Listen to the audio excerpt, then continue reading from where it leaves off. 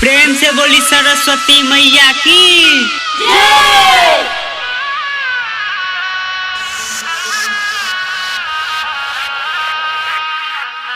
रूपम recording studio जीवा चौक मधुबनी।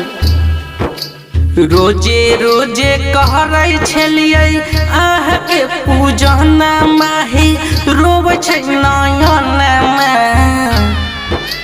रोजे रोजे कहरै छलियै आह के पूजना माही रोबै छै नयनमा। हे माँ सरस्वती, हे माँ सरस्वती सुनु ना हमारी कहनमा। हे माँ सरस्वती सुनु ना हमारी कहनमा। हे विद्या देवी, हे विद्या देवी आई गई आहा के शरणमा। हे माँ जग जननी आई गई आहा के शरणमा। हे माँ सरस्वती, हे माँ सरस्वती सुनु ना हमारी कहनमा। हे माँ जग जननी सुनु ना हमारी कहनमा।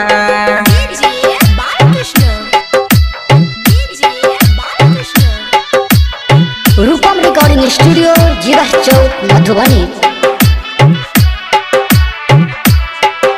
प्रेम से बोली सरस्वती मैया की।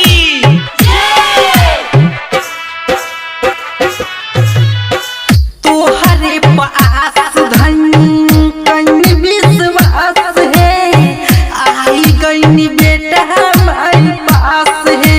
हे माई सुनबै छी माँ सरस्वती दुख के कहानी हमारो करा दू माई पास है।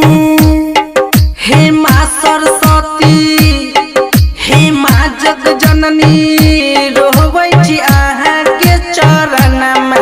हे माँ जग जननी रोबै छी अहाँ के चरणमा। हे माँ सरस्वती सुनु ना हमारी कहनमा।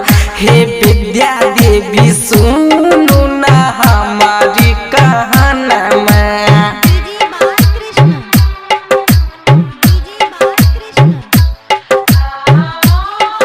प्रेम से बोली सरस्वती माता की।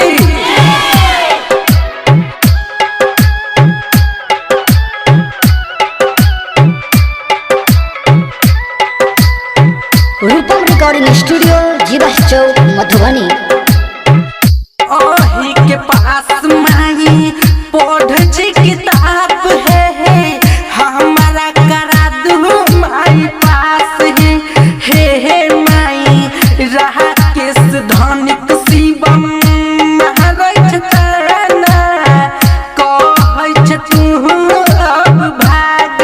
तो हे माई सुनबै है दिलीप अब कहनमा। तो हे माई सुनबै है दिलीप अब कहनमा। तो हे माँ जननी सुनु ना हमारी कहनमा। तो विद्या देवी सुनु ना हमारी कहनमा। तो विद्या देवी सुनु ना हमारी कहनमा। रूपम रिकॉर्डिंग स्टूडियो जीवा चौक मधुबनी। Mobile number 91 10 96 36।